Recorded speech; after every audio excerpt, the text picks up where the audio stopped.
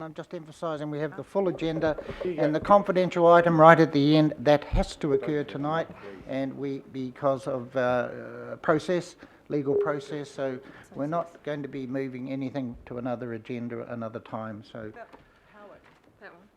right, we will resume now. Councillor Cooper does not want to ask a question, so Actually, no, sorry, one quickly, I will. okay. It's just, so, if Speedway's currently got a lease that's nearing the end of its life, Then you hire agreement, isn't it? would you like to ask the question? Obviously, you know what I'm going to ask. So, if they don't have the lease renewed there, what will happen? Will there be Speedway anymore if there's nowhere to go? Obviously not. Okay, thank you. Councillor Philip. Thank you, Chair. First question, with the $6.3 million that got taken out of the budget in 2014, what would we have done in regards to Colindale Park for the groups who were there or going to be there? Please. Okay. Through the chair, we would have done, or Parks would have done all the stuff that's in the landowner list that I went through earlier, except probably they wouldn't have done the desalination lane on Puanui on the state highway. Now that's just a small amount, so it's 216,000. The rest is for Colindale Park for enabling works. Okay, Chair, I'm just going to go one more question, and all my concern is for Colindale Park, really, around what should have been there in 2014. So my next question and final question is, how many groups are now there, and how many will be there in the next few years? Except for Speedway, that's separate. I want to know now how many of the groups are currently there, and out of the working groups or the sports that are going to be there, how many have yet to sort of get their work done and be housed there? Please. Through you, Mr. Chairman, 2 groups are actively operating now. One group's actively starting to build their facility, and then there's 3 other groups who are waiting to build their facilities in the future. Can you name those groups, please? Sure. So we've got Main Jet Events Limited, who are there already. It's motocross, and then we've got Cogden and Williams Limited Jet Sprint, which is a licence to operate, and the group that has started some of their earthworks and is Papakura City BMX Club Incorporated.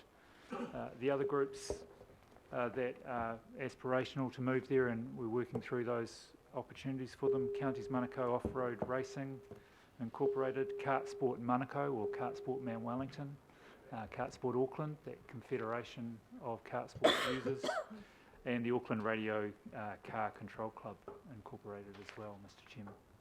So Chair, sorry, just as a result of hearing those names of the sports that are currently going to be there, how crucial is this 8.9 for those sports, leaving Speedway aside? How crucial is the 8.9, please? Mr. Chairman, I think as we've mentioned, and certainly Mr. Duncan's mentioned and myself, to realise the full potential of Colindale and all users to use the facilities, it's relatively crucial to have those core facilities of car parking and toilets and the roading facilities. In addition, the access into Puanui Reserve will be important as well, Mr. Chairman.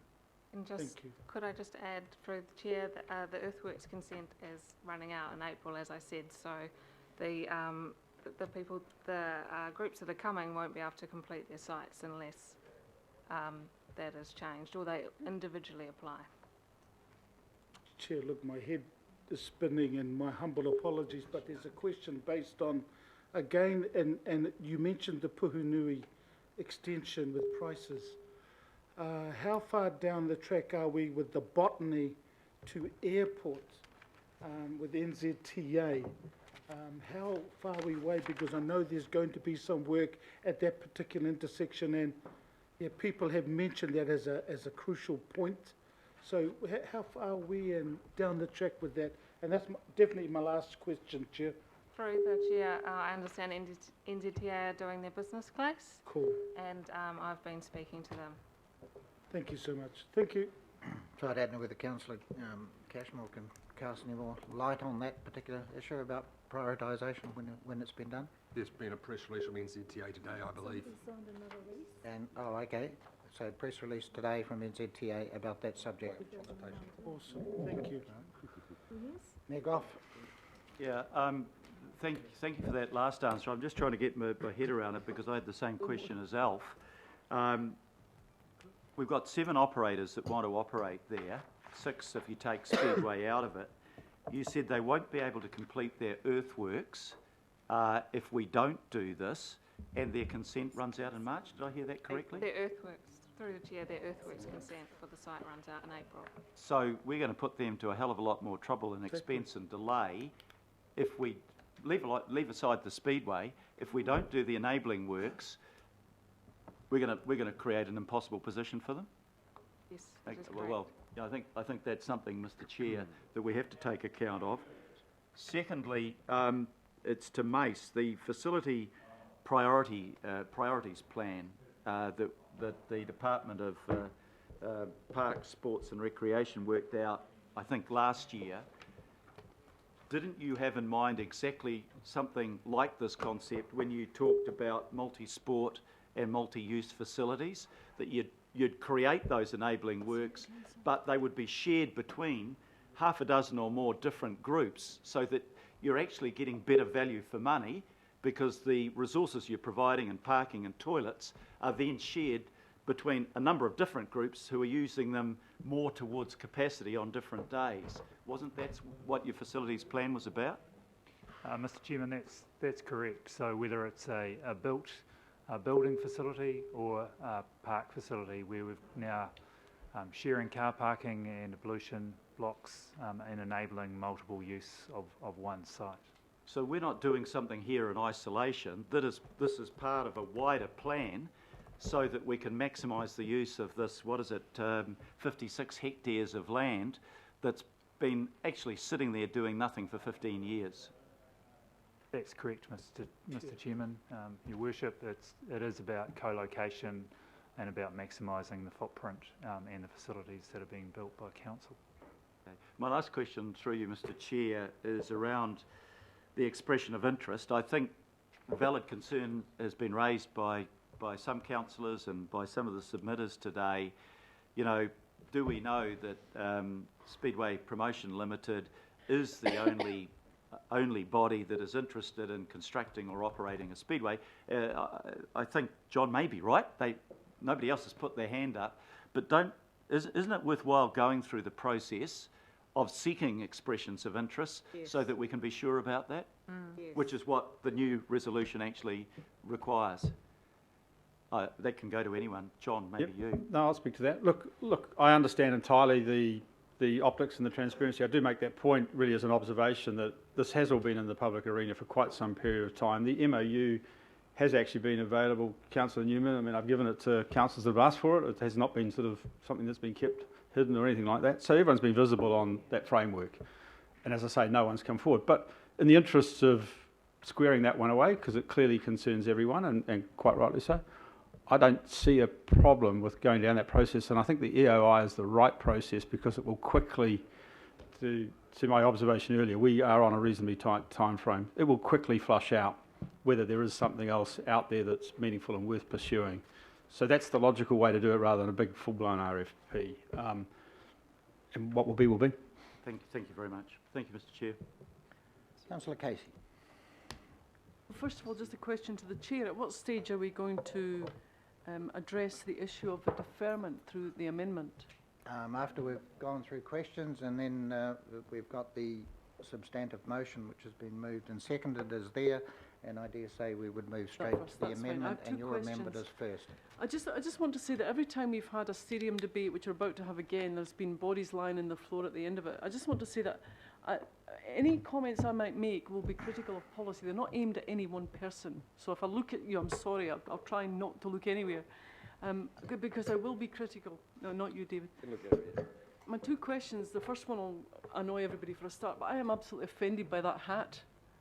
That a staff member brought that in. I would expect, that's why I'm looking at you, I would expect that to come in at a public forum by somebody who wants to win their corner. I do not expect a staff member to plonk it down and for it to still sit there for the duration of this debate. So I want it off the table. That's not contestable advice. Thank you. So how appropriate is that? What, did the staff member canvass the drivers to sign it? Is it his hat? Is it Well, their ask- hat? Ask the question, councillor, why ask the the question, because you're looking at me, I feel as I'm getting the That's evil what eye I'm quite trying badly not here. to, I'm trying not to do the thing I always get blamed for, so I I'll know, look at I've my seen it, microphone. Councillor, I asked them to sign it. Whose hat is it? But excuse Mine. me, through the chair, Mine. then, I is it paid for it. appropriate for a staff member to be canvassing the opinions of drivers at Western Springs Speedway to move to Collindale Park? Because that's a political decision we're making today. Petition by Helmut. Is it, Council- my question is to the chair, does he think it's appropriate? Because I don't. I really don't. I think it's entirely inappropriate. It's a piece of analysis and research. It gives us a bit of an idea of It's what the not idea of funny. the I'm driver. actually Okay, not, this is not a Through joke. the chair, No, Not a but joke. it's a serious information. through the chair, Right. my understanding is Mr Duncan went to the Speedway, paid the tickets. I think he took family in that there. I believe he paid a considerable amount of money. Now, he could have taken hospitality through, free tickets and the hospitality suites, and I presume there are some there. My understanding that was not the case. He's made quite a considerable personal thing. Went there just to check things out, just like he's been out to Collindale himself a number of times. So, now, the methodology that is used to gather some signatures,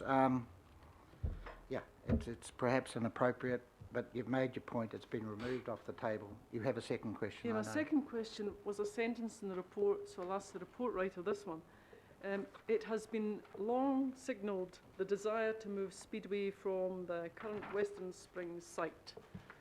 In the last year, in this room, I've had somebody tell me that Western Springs was the benchmark for the world. I've then had the idea that Waikaraka was a place for Speedway, and now it's Collindale. Can you tell me what you mean by it's long been signalled and by whom? Through the chair, I'm just mentioning or referencing that the venue lease with RFA is about to run out, and they have signalled that they won't extend it. It's a board resolution from the RFA, I understand. So it's long been signalled by Regional Facilities Auckland. And Manukau City And Council. what was the date of that resolution of the board? I would have to ask someone at RFA. It's not been that long though, right? 2012, I think it was. So, 2006. councillor, I did send out, last night, I sent out a memo, which came from RFA. It's got Speedway written over the top of it, I haven't which seen was, that, but I've got it right next to me. Thank you, Mr. Chair. which Deputy makes it quite clear the process of how things have evolved since 2002.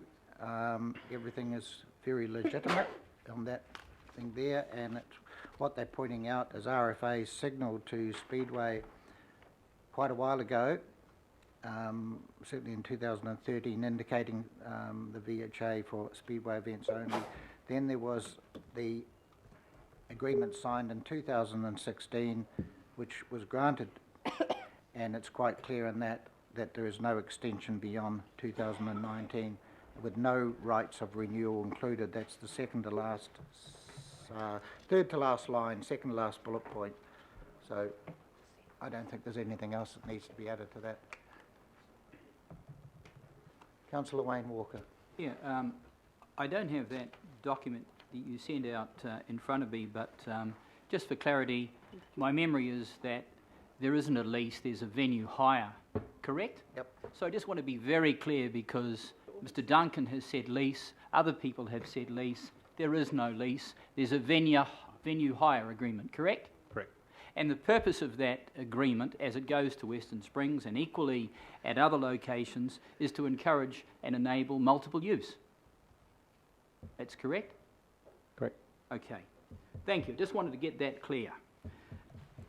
In respect of Collindale Park, has there been any business case for Collindale Park? And by a business case, I mean something that tells me as a councillor the market research, where the fans are going to come from, where the numbers are, where they reside, where the sponsors are going to come from, whether the sponsors are interested, what the business case is for this sum of money.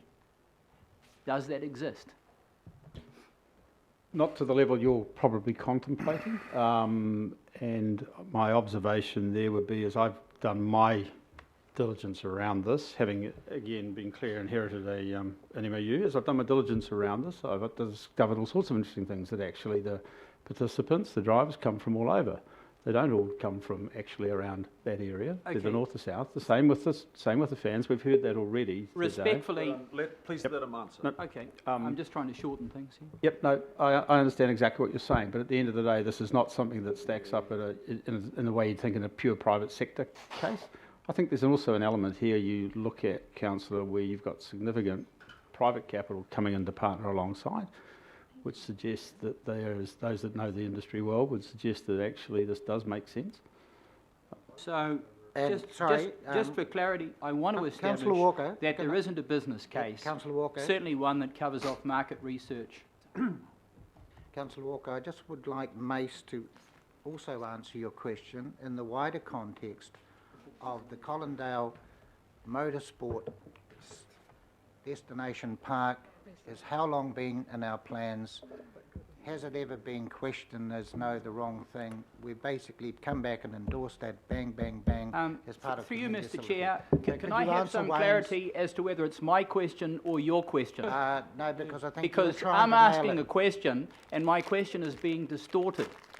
Is it my question or your question? Because if it's your question, then you should have the speaking right now. Calm down, Wayne. I am Calm calm, down. sir. Yeah, okay. I'm So very you don't, calm. you don't want it to be widened to include Mace? I'm just asking a specific question.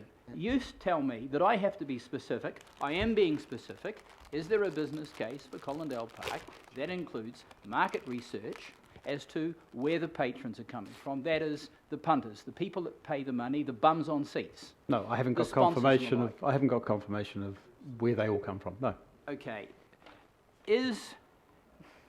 Would we normally have a business case when we, that is the council, is investing a significant sum of money into a facility, and that business case is dependent on patronage and sponsorship, putting aspects of the sponsorship to one side, but those things?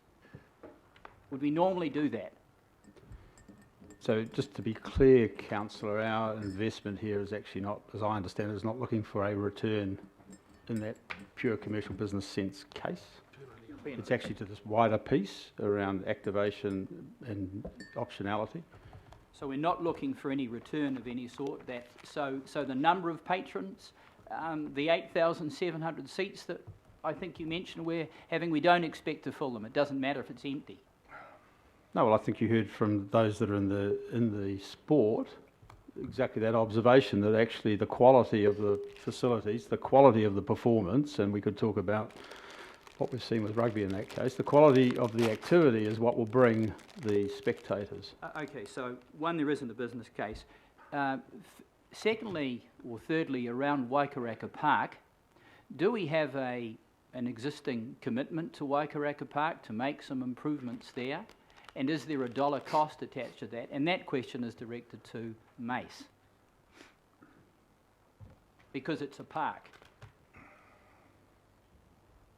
I haven't been involved, Mr. Chairman, in the consideration of Waikaraka Park specifically at this case, in terms of the park master planning for Waikaraka Park. But it is For a park. motorsport, it is a park. It's under the administration of the local board. But you're over the park's budget. Over the park, the park's budget and the park's utilisation. So certainly Waikaraka Park has the ability to host motorsport for saloon cars. And how much money do we need to spend at Waikaraka Park to improve the facilities there for motorsport?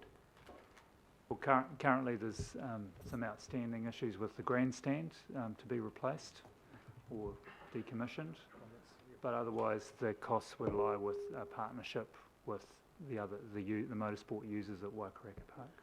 So, in terms of my question around budget, how much money do we need to spend at Waikaraka Park, and ideally when, to meet our Mr commitments Chairman, there? point of order relevance, we're talking about Colindale Park. Yep, I'm just letting... We're also because talking about motorsport in general here. Not, we're talking about Colindale Park. So well, Wayne, I've got a simple question yeah, directed to and I'm Mace allowing the question. I'm allowing the question. I wonder where he's going. So, Mr Chairman, I think the best way we can send the paper that's being prepared now for the local board, that'll be available early next month to the councillor for that. Thank you. That's the answer I was looking for. And further to my question around Waikaraka Park, is it conceivable that Waikaraka Park as a motorsport facility could be complementary to Western Springs and conceivably also Colindale Park? Are they complementary? They provide for specific types of motorsport, Mr Chairman, so they are complementary in that sense, yes. And have we done any budgetary analysis or business case analysis across that complementary nature so that as governors we can exercise our decision on where is the best place for us to spend money? Do we have some analysis around that? Do I have some analysis around that as a governor that you've provided me? I mean, if the answer is no, that's fine. No, the answer is no, because we've come to a very clear conclusion. They are compatible, but not combinable, I think is the point. Okay, that answer is fine by me. The other question I've got just goes to the patronage of Speedway at Western Springs over a period of time. And I'm asking this question because this is patronage about Speedway, and we're making a decision, possibly, about shifting Speedway to Colindale Park. So patronage information over time is important. We've had submitters here talking about patronage over a period of time. Do we have patronage data on Speedway at Western Springs? Do you have that, Mace? Through the chair, I've got a breakdown of where people come from, and I also have the numbers of the total numbers of spectators would range from about 2,500 to the numbers that are in the report that would be coming to Colindale. Okay. So do we have numbers going back to, say, the 1970s, particularly around the period 1979? We had a submitter Councillor presenting Walker, to us. Councillor Walker. I am just... No, you're stretching it too far, going back to the 70s at Western Springs. Okay, No, we don't. well... How far are we going to go? 1929? It's very retro. Can I jump to the point, Mr Chair? Well, it would be useful. It's directly relevant. So we're talking about committing a sum of money at Colindale Park for, say, 8,700 seats. That's my understanding. We've got a sunk cost at Western Springs that enables us to have how many patrons? So how many patrons can we have potentially watching Speedway at Western Springs, if it's really successful? 36,000. Is that correct? 36,000? I heard that. We saw people Is that the case, Mace? They don't know. I'm just trying to get some base data because I don't have this. An answer. No. Don't know. So No, it's not. I've heard it can be as much as 36,000, and I've heard that there was an event in 1979 of 36,000 and then another meet of 21,000. So what I'm endeavouring to establish is a comparison between Western Springs and Colindale as it goes to a business case, which I don't have, so I'm just trying to basically work one up. So the further question that goes to this, Mace, is what is the sunk value that we've got in Western Springs for patronage as it goes to Speedway? What's the sunk value? Sorry, I think that's an RFA question, and RFA that can question, be Mr. asked at Chairman. the relevant time to RFA. Well, this is relevant today. Keep your voice down, Councillor Walker. You're getting a bit excited. All right, I'll lower it down a little bit. But I am mindful that some people couldn't hear me earlier, and there are some people in the audience that are hard of hearing, and I'm just obliging them, Mr. Chair. But in deference, I'll lower it a little. So, just in terms of sunk value and to enable us to have a comparison, is there anybody that can give me that information around the sunk value at Western Springs? Because I would suggest it's very germane to an update on Speedway relocation. Right, well, that will come back to you offline with that. That's what I was going to say. We'll have to come back to you, councillor, on that. Happy to do that. And do you consider that it would be useful for us to have that information before we make a decision on relocation? Wayne, no, Mace? sorry, Councillor Walker, there's a hell of a lot of questions, right? And I've been very generous in letting you get more and more and more deep, but I'm going to stop there. It'll come back online. I'm moving to Councillor Watson. Thank you. I've got a very simple question, but it's an important question, and it goes to the appropriate use of and the main beneficiaries of public money in this instance, especially in light of some of the submissions that we've heard today, and in that respect I certainly agree absolutely with the Mayor that unsubstantiated accusations should be treated with a degree of dismissal until they can be proved otherwise. So my question then is to the officers, any officers here, including personnel of RFA, in possession of any communications that would substantiate the concerns raised by submitters today,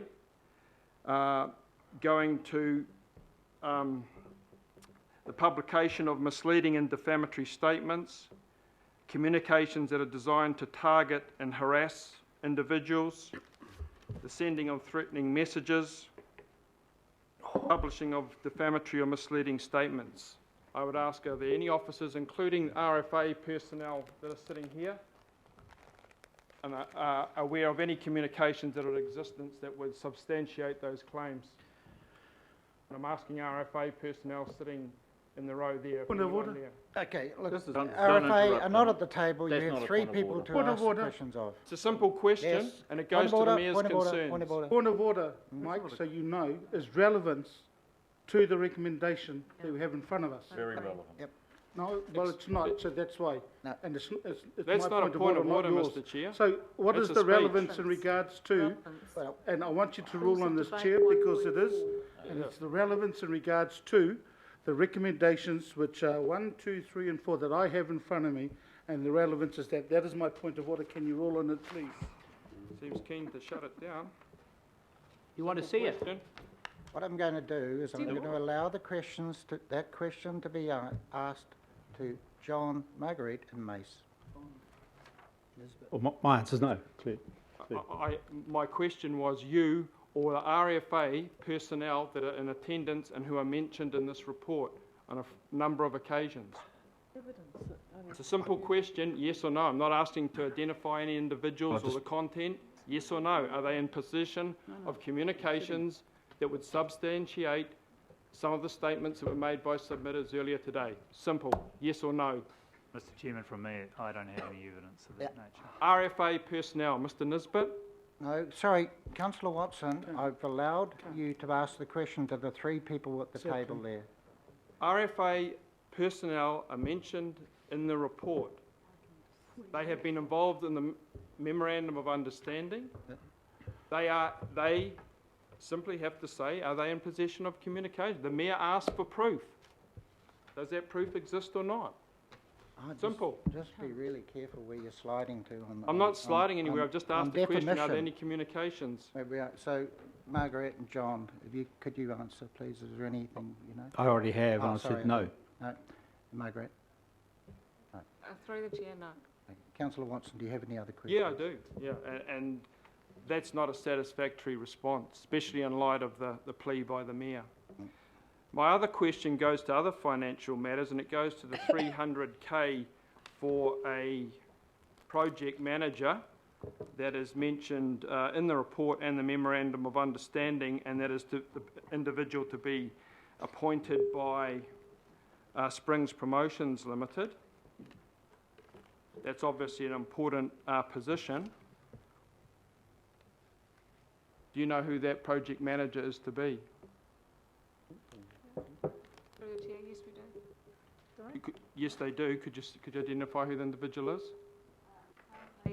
Through the chair, it's Doug Cole. Doug Cole, who former employee of RFA. Okay, thank you. The other question goes to the decision that we're making, and especially in light of the release on June 8th after the emergency briefing on the imminent MOU, a little more imminent than any of us realised at the time. What are the current figures for the construction of a cricket oval or ovals at Western Springs, given that this decision today obviously has bearing on that? So, Councillor, on November the 29th, that all will be revealed when RFA come to speak to us. I It's- apologise for standing yeah. because of my legs getting me down. So my question is, it's November the 20th today, and it's November the 20th that we're making a decision, not the 29th.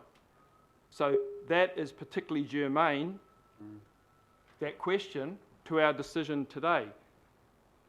What is the figure that Well, is associated with the cricket oval at Western Springs? Because that comes as a consequence of today's decision. I think we all know that. Actually, I'll sit down again. I think that's an opinion as to, whether, how relevant that is. We're talking about the activation of Collindale Park, and that's really what this report is about. That's what these recommendations are about. It's not actually an opinion, Mr. Chair. It's actually something you said in the article by the Herald. Well, you never Reporter. want to believe everything that's been said in newspapers. Well, everything else has come true that was in that particular one, so why shouldn't this? So we're not getting an answer as to what the cost is going to be for the Western Springs cricket oval or ovals. Point of order, speaking to relevance, yeah, can I have a yeah, ruling, yeah. please? My understanding is we haven't made a decision on Western Springs. I mean, I'm not aware we've made a decision on cricket going to Western Springs. This There's a triggers that. recommendation. We know that. A recommendation that Okay, RFA I'll call are a point making, of but there's order, been no Chairman. decision. I've called a point of Councillor order, Cooper? and I'm asking you He the knows rules that. Councillor on Cooper. relevance He knows when this. this is about Collindale Park and our obligations that we have to meet to the current users. We're This going to is keep just a moving circus. because we've got these amendments to the original Okay, resolutions so can I coming. just finish off there, Mr. Chair? Thank you. I didn't get a question to my answer about possession of communications. I didn't get an answer to my question about the cost of Western Springs. Is there anyone I can get an answer from? I didn't get many answers too, but most of them were no. You should ask the writer Thank you. beforehand if you've Councillor got 50 Simpson. questions. Mr Chairman, what a debacle. Okay, my questions are, when or have we ever asked Aucklanders if they have supported moving Speedway from Waikaraka to Collindale Park? Speedway, isn't it, Waikato? In a formal sense, I don't think we Western have. Springs, sorry, Western Springs. I'm telling you what, I need some desperate sugar. No, in a formal sense, I don't think we have. So we've never asked Aucklanders the question. All right. So my second question is, if Speedway didn't go to Collindale, could the motorsport facility be realised in another way? At Collindale? Well, it will just drift on as it is. And I think Mace made the point about a halo effect of something substantial going there to actually realise that. Okay, so, I'm getting a little bit confused with the information that's now in this report vis-a-vis the new recommendations and around the finances, all right? But before I get to the finances, I want to talk to spectator numbers. Now, in the report it says spectator numbers are expected to be in the range of 6,000 to 8,000. And then I've also heard today that most of the Speedway people arrive by car because there is very limited public transport at Collindale. How then do does the statement in E, which is spectator numbers are expected to be in the range of 6,000 to 800, equal F, which says traffic assessments have identified that at maximum capacity, this would be 2,370 vehicles. Because if there is at least 2 people in a vehicle, if not one, this gets half, you've still got 3,000 to 4,000 vehicles blasting up and down the motorway to get to this venue. We had traffic consultants do some work on this, and so it's based on the assumptions about how many people share a vehicle, including when the teams come, the support teams, they come in similar vehicles. Okay, because I haven't seen that assessment, and I would like some backup. But I'm also interested in the fact that we have just agreed to sign up to this climate change C40, all right? Lowering emissions. Why are we promoting a sport to increase its size that actually burns petrol and actually does the complete opposite to some of the environmental outcomes of council that we agree to? I didn't know you were green, Victor. Well, I'm not sure whether we should get some people from our climate change section to I'm just answer saying, this is we spend all this time trying to reduce emissions, and now we're trying to triple them. Next question. If, and it's to your worship, whoever's, or you, Mr. Chairman, whoever's moved or seconded the recommendations. If my vote agrees to B, which is agreeing an additional capital budget of up to 8.9 million, noting that this is actually for car parking and for lights and whatever, not necessarily for Speedway, but it's to make use of a piece of land and actually turn it into some sort of park facility. If I agreed to that and it was put in as part of the annual plan process, and Auckland said no, what happens then? Through the chair, if we were to sign a development agreement, it would be conditional on a number of matters, including us, council, getting the funding for our parts of the process, the project, and so we would fall over on that clause. So my follow-up question to the chair and to the mayor is, if Auckland did say no, and this was put into the annual plan process, we wouldn't just box on. Are we prepared to take this to a democratic vote? Okay, so I think that we do it the way we do anything in an annual plan. We go out to the public, we accept submissions on it, and those submissions have an impact on the decision that we make, weighing up the various factors that might be involved. But look, I don't know that an overwhelming majority of Aucklanders are sitting on the edge of their chairs waiting for this decision. The people that are interested in this decision will number in the thousands, and they will be the people who are part of the 7 sports who need the enabling works to be done in order to engage in their sport. And I'm thinking of, the kart sport that's currently over in Mount Wellington at the moment. We've moved them on because Auckland Transport is taking over their area, but they are reliant ultimately on moving to this area. So what we'd be saying to the participants and the public that go to those events, I'm sorry, we've talked about motorsport for 25 years, but we're going to keep talking about it, but we're never actually going to do anything. And that's how long we have been talking about this. Okay. There are 7 sports that are valid there. None of us can talk about it's terrible that they burn gas, because 90% of your people around this table drive to work in a fossil fuel driven car. So we can't be too pure about that. You can say that because you don't. Yeah, well, I never said that, Councillor. But no, look, I think the question you raise is a serious one. Of course we listen to what the public says, but the main public influenced in this will be the people who are participants in those 7 organisations, and maybe more, and the spectators that go along to watch it. And we have some obligation to them. We've been promising it to them for a long time. So we could argue that the enabling works don't have anything to do with Speedway. Absolutely. The enabling works are for 7 organisations, Driving at. the 7th being Speedway. But there are we heard from Marguerite before that there are other sports out there that will not be able to complete their earthworks and their consent will run out if we don't provide those enabling works. And we're letting those people down. And I think that would be, I think that's a disgrace, frankly. So it's my second to last question. How long does an earthworks consent last for? It's got there. March 29. Through the chair, it depends on the consent. Well, this one then. Well, they were granted in 2014. So why are we just December coming now? 2014. Why are we just coming now? Why didn't we come well ahead of this and be prepared as staff looking after our parks and being forward thinking to actually deliver on the earthworks to enable Collindale Park to develop as the local board and everybody else had promoted? So we're going to let Mace answer that, I think is relevant, but then Marguerite, if you want to as well. So, Mr. Chairman, we have developed those stage 1 initial works and exercised the consent and also encouraged and supported the users to do as much of the development works we can, but through budget constraints in 2014 that original investment was reduced significantly. Okay, and my final question, Your Worship, sorry, not Your Worship, Mr. Chairman. Mr. Lendich, and I'm not going to get you confused. Mr. Lendich has put some real big doubt in my mind around this.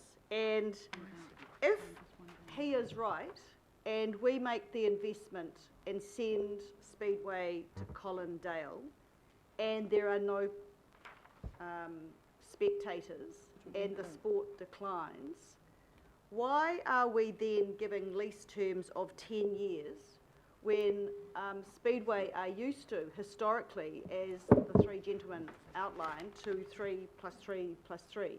If we tie them up for 10 years and this thing's an abject failure, surely we would want to move them back somewhere else. Western Springs. I just don't know why you're going for 10 years.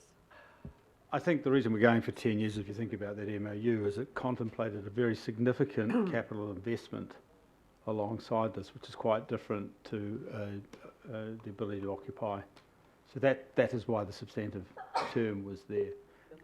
But can I just clarify something else, which I think is very important? The reason the parks work is not dependent on Speedway in that sense, but back the other way it is. In other words, we couldn't move there. Collindale couldn't move there without spending that money. So we thought it was important, and it perhaps caused a little bit of confusion, but we thought it was important to call that number out as well, because you cannot make that second decision without actually being well sighted on that initial investment.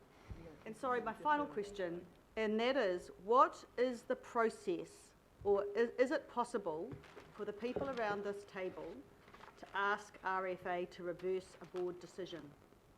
Or is it not possible? I couldn't comment on that. Tail and dog.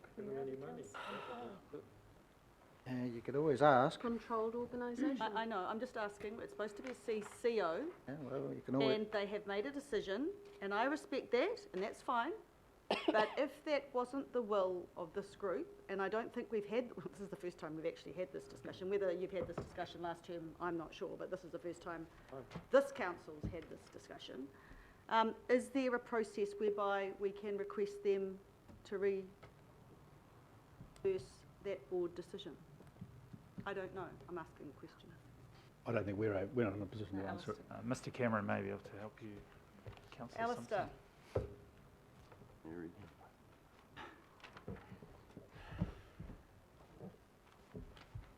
We have SOIs coming up.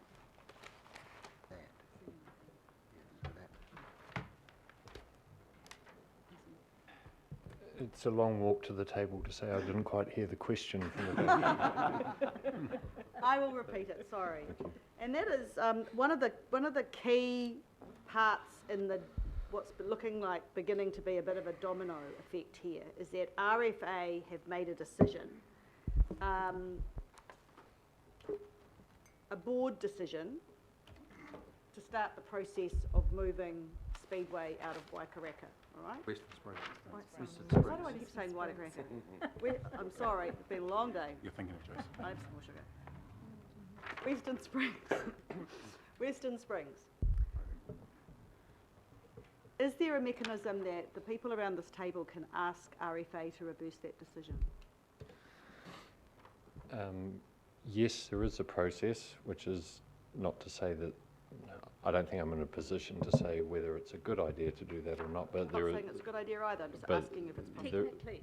technically there is a mechanism, probably a couple, either through modification of a statement of intent, or you have the ability to give a shareholder directive to the RFA board in terms of their constitution. You can get relatively directive.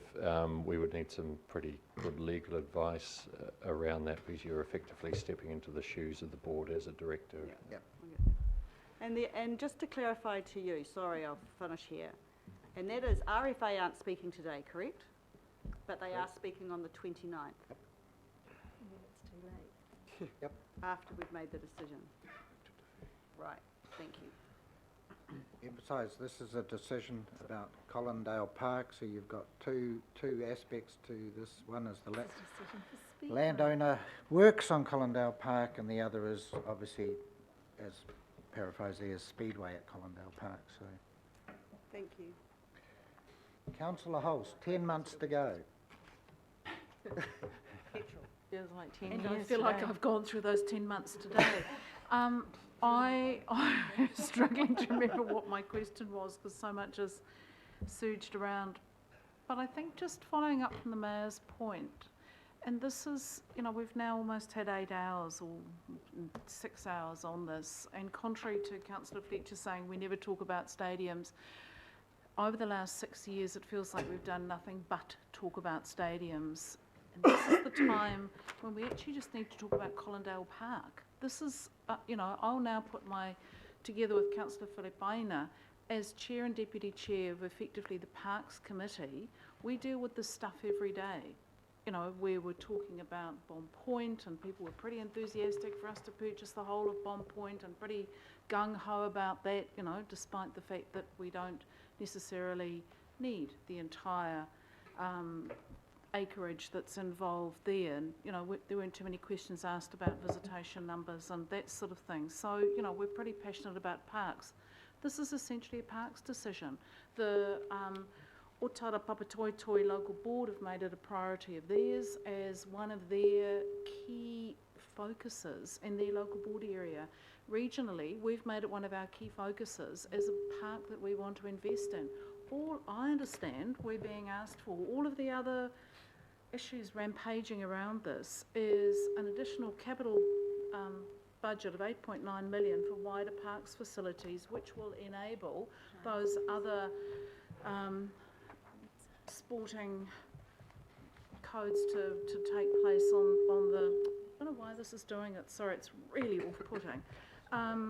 So the reality is, no matter how we might feel about motorsport, and as someone who pretty much bikes to work most days, it's not my thing, but it's the thing for a lot of the people that Councillor Cooper and I represent. So we want to see this work. We're pretty motivated to make this work. The reality is, we're not going to get anything happening on Collindale unless we start to build stuff. So we'll be going into the detail of how we do this in the annual plan. That's what we do. We'll find the money in the annual plan. We'll push things out, pull things in, move things around, and we'll find that money. We just have to decide to do that today. We then have the next decision on whether we whether we go out for expressions of interest, and then we put 5 million aside to look at starting to make things happen for Speedway with whatever partner we end up with Speedway. I think I cannot believe it's taken us 6 hours to reach that point. I do have a question. My question is, and it may have been answered, in 3 days the MOU expires. So have we got a legal issue around how we just deal with the very short time frame we've got between us potentially making this decision, if we can ever make a decision, and dealing with the MOU and then making the next series of decisions that may have been explained? I didn't get it. John. No, look, Councillor, clearly we can extend the MOU in that sense. I'm just saying we're calling time on it. Can I just make one other observation, which I think has probably just helped tighten all this up and get some context? What we've laid out, we believe the MOU and what was conceived there was what we call that complete solution. But what we have laid out for you, as you quite rightly note, is a pathway to that. And so, you know, there's a 10 and there's a number of steps that you move up as we showed you those 3 designs. As long as you start off on the right framework, you can keep adding to it in time without compromising it. And so that's the base decision we're really talking about there. No, my point there is that's coming up. My bigger issue is actually timeframes around the hire agreements and so forth expiring. Because remember, there's a considerable amount of final work that has to be done, detailed design, all those bits and pieces. And then there's earthwork seasons in this city, as we all know.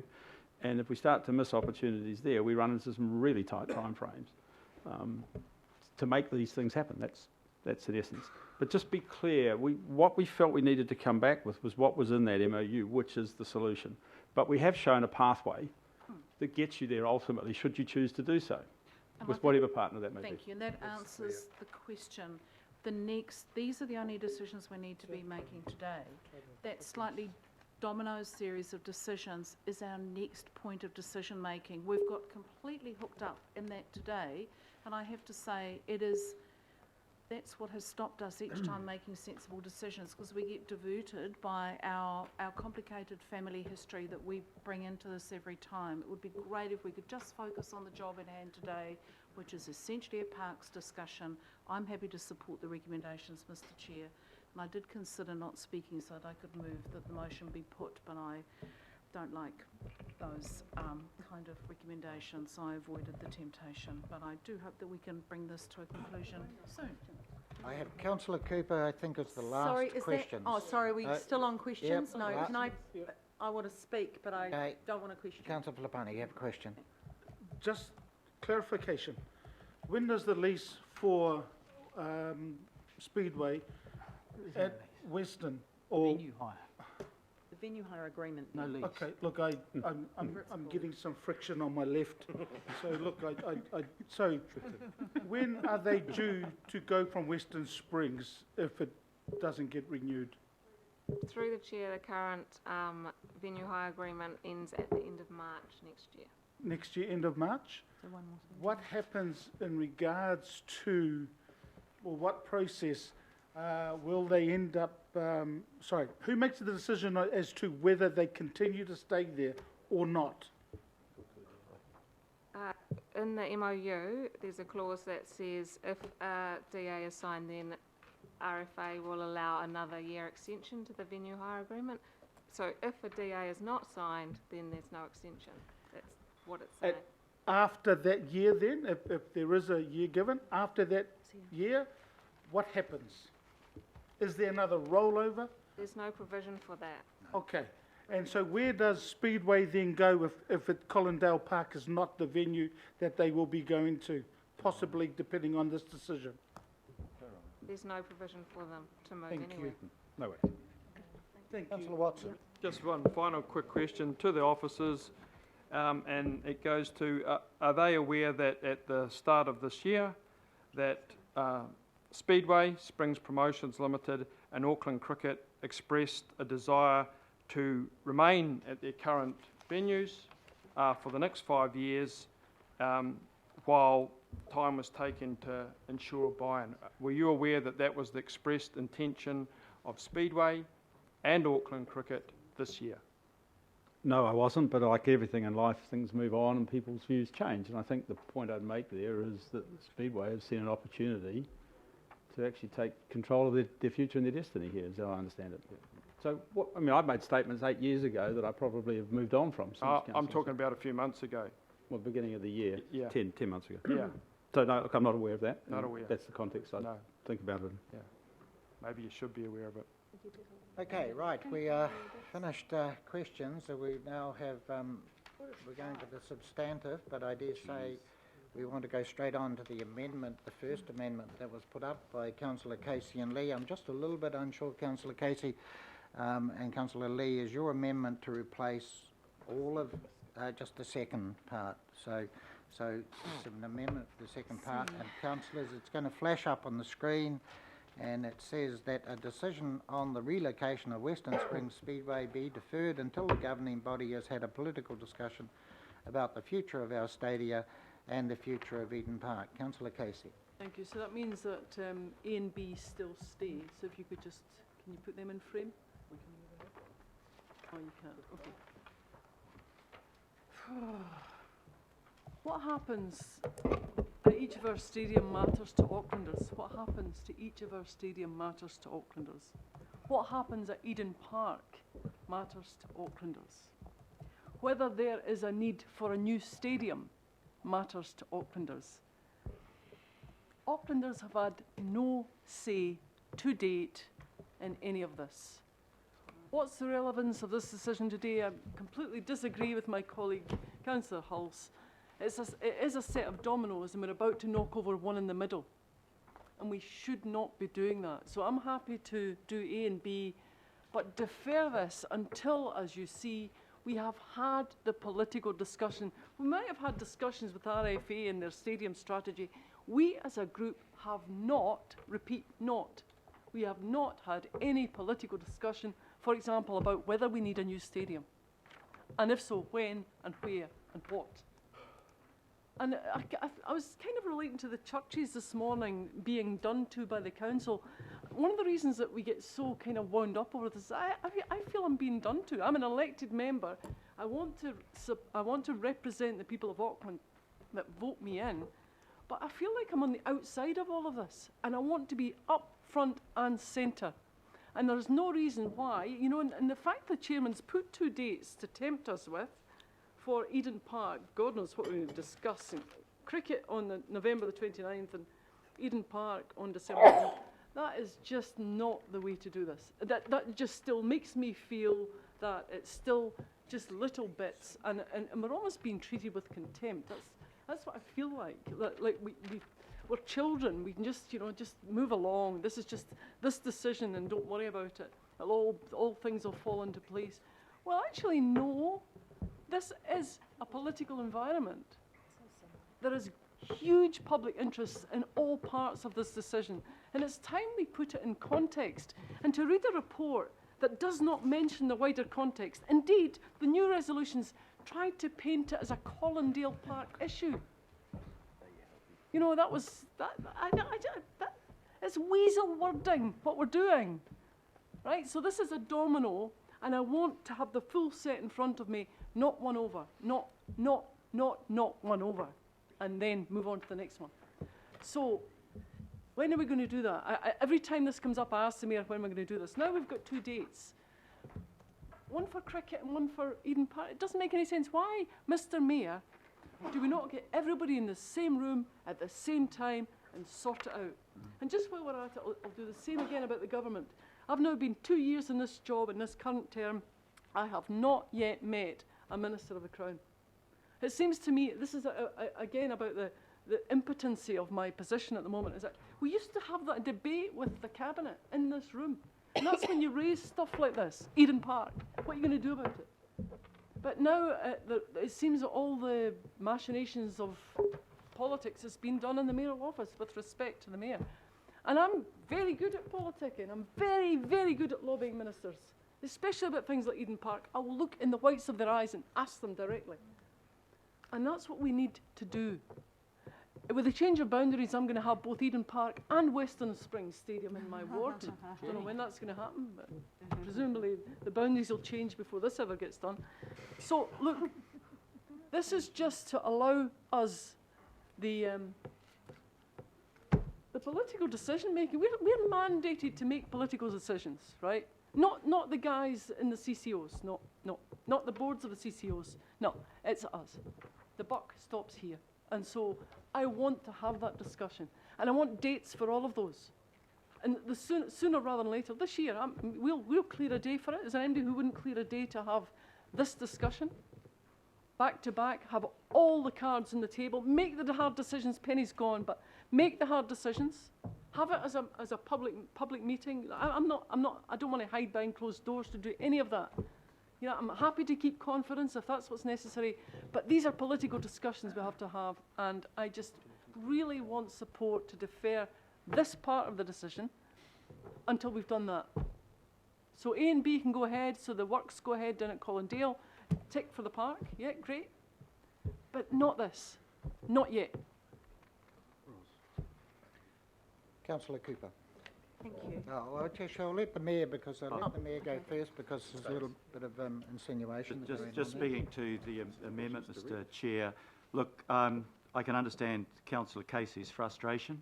If there's anybody that's really frustrated in this room about how you put the pieces together to determine the future of Eden Park and whether there's a city centre stadium or not, it's me. And we haven't put money into any 10-year budget for it. So we're not going to upgrade Eden Park, and we don't even own it, so why would we upgrade it? And we're not going to build in the city centre anytime soon. It's years away.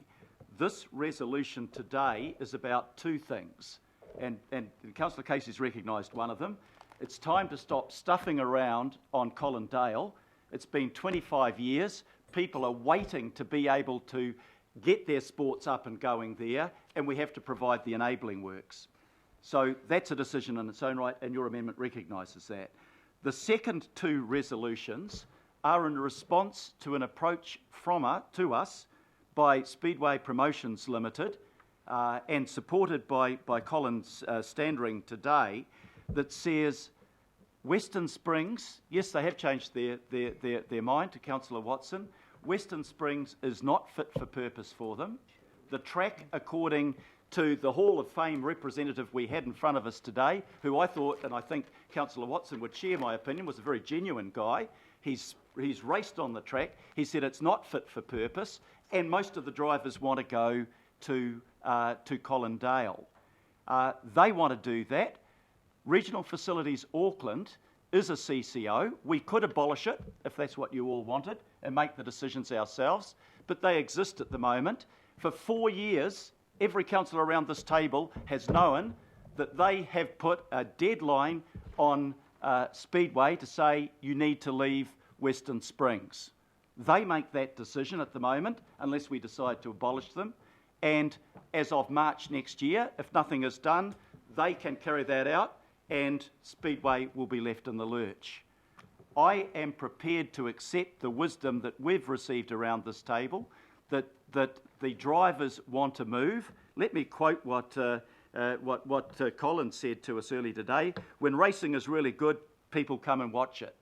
It's not where it's at, it's how good the racing is. And he was telling us the racing can't be good on that track and it's not safe. I'm not an expert. I've listened to all of the people that have spoken, and somewhere along the line you've got to weigh it up and make a decision. And I accept, and John Duncan has told us from 65 teams that the helmet did have a purpose on the table. It was a graphic way of doing it, but nobody else has done the work to go and ask. And I actually welcome the fact, John, that you did ask, and that's the response you got. So we could leave it today. We've left it for 25 years. We could look like we're utterly useless and unable to make a decision, or we could say, hey, we've purchased 56 hectares at Collindale.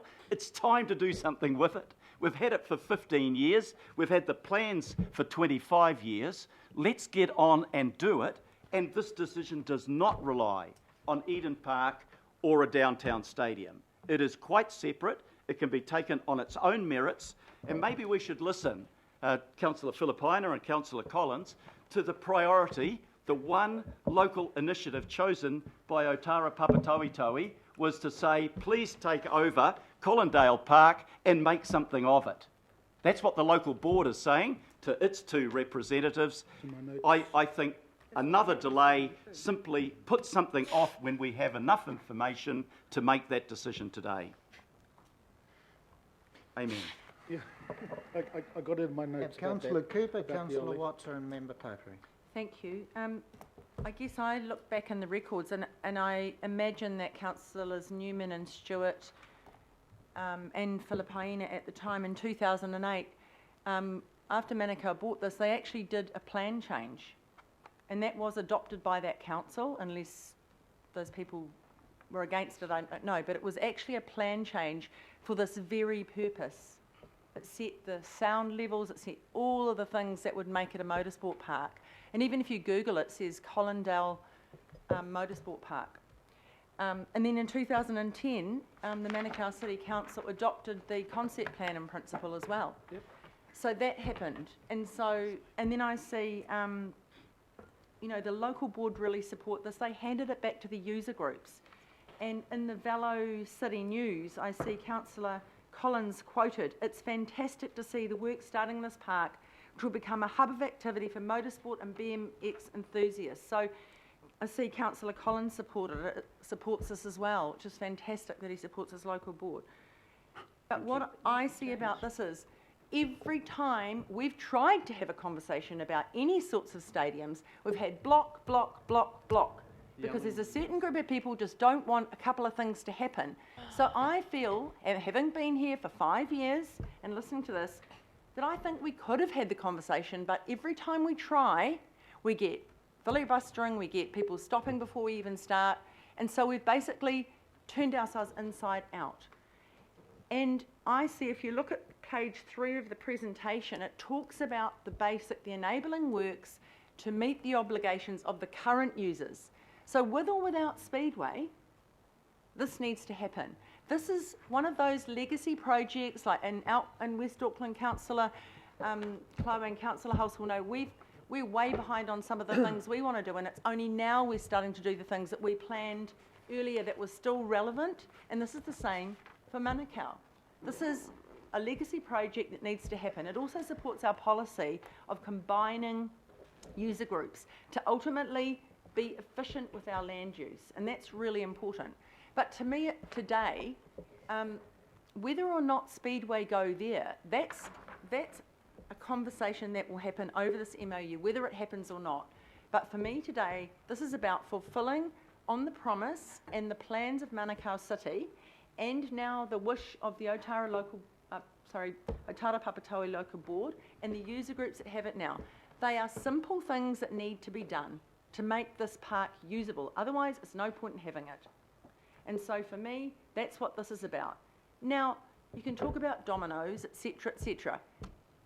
I think that when we do things, we need to make sure we have multiple benefits. This leaves options open. If we don't do it, we're closing off an option.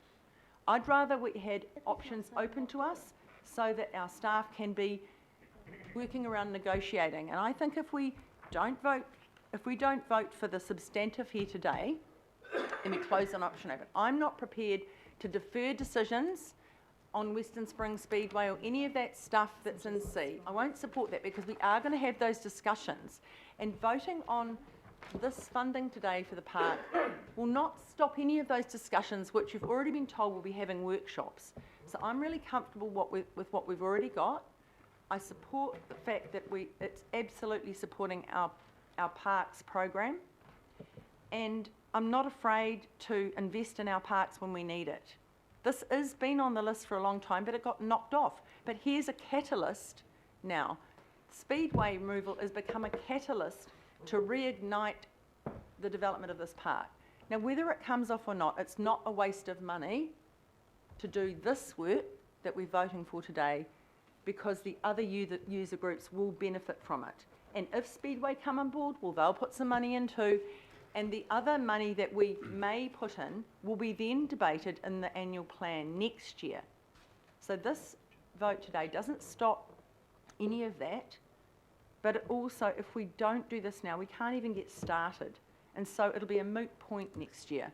So I'm not going to support this amendment. I'm not willing, after 5 years, to just put off anything again. We're just doing it for too long. Thank you. Councillor Watson, Member Taipere, Councillor Walker and Councillor Newman. Thank you, Mr. Chair. I mean, I must admit I'm finding it a little hard to follow all this, to be honest. Couple of years ago, it was $5 million to go to Mount Smart. Speedway Springs Promotion Limited very generously were going to be given Mount Smart Stadium, and a big bulldozer driven through the new eastern stand to accommodate them. A year ago, it was roughly $15 million to go to Waikaraka Park. Then a couple of months ago, it was $11 million to go to Collindale. A couple of days ago, it was 30 million to go to Colindale. Today, it's $19 million to stay at Colindale. Is this really any way to conduct council business? I mean, seriously. And the attempts at trying to put Colindale to the front of this discussion, I find disingenuous, even to the point of changing the title.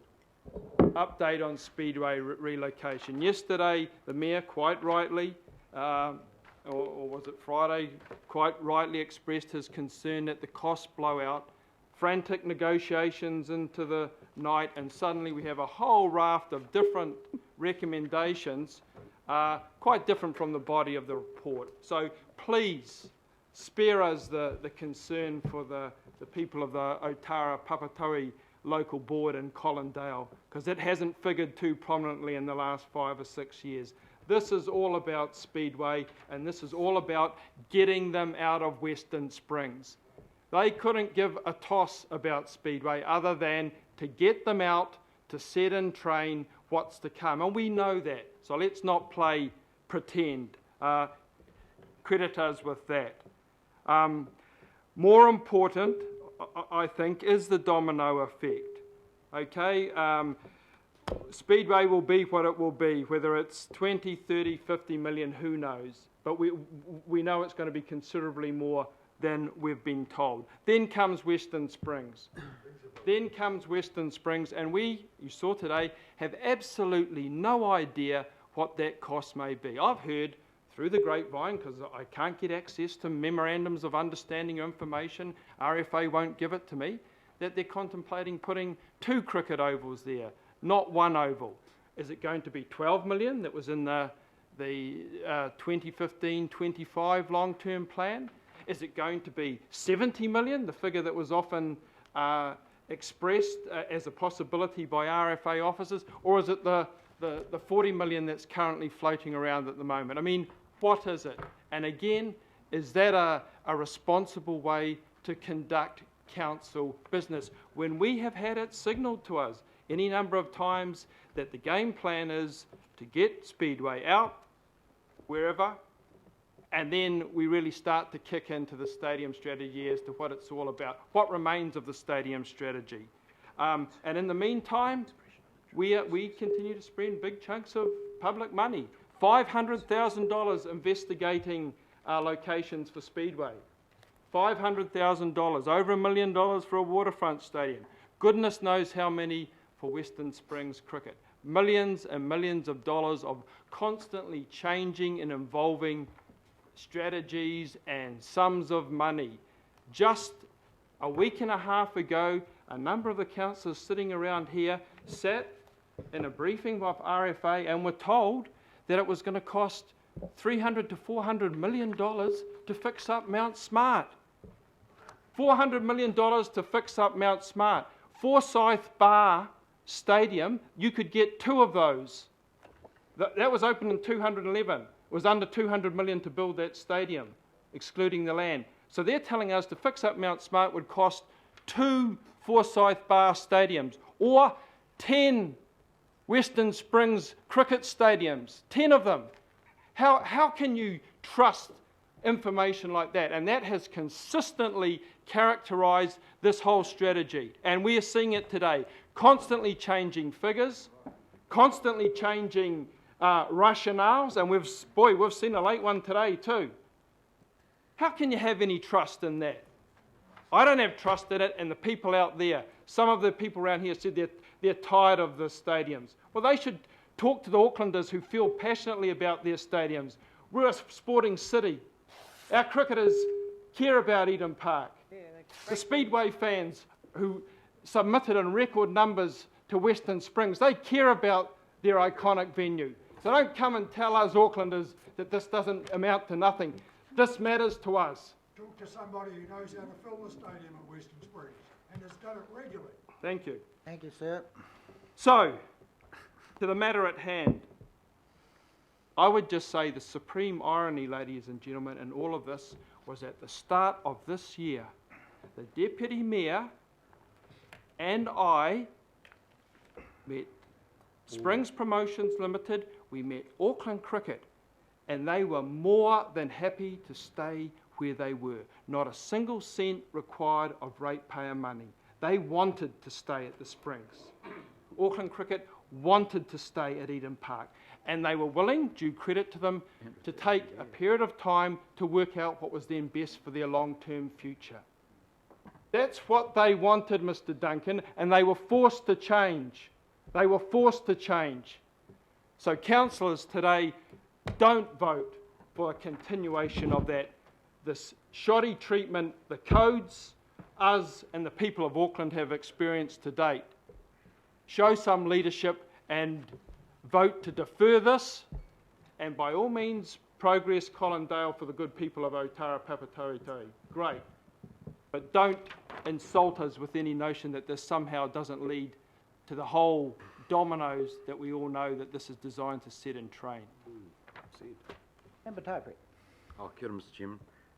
So, just want to get some context, because I'm working off the fact about this amendment of Councillor Casey's, but in the context of A, B, C, D, which is already up, as I understand, but we're just discussing around C to be an amendment. So, I just need a couple of clarifications, because I think A and B are very clear about the processes and the annual plan processes and talking to people. The C that yourself and His Worship have put up talks about reporting back to this committee following an expression of interest process for the construction and operation of speedway facilities.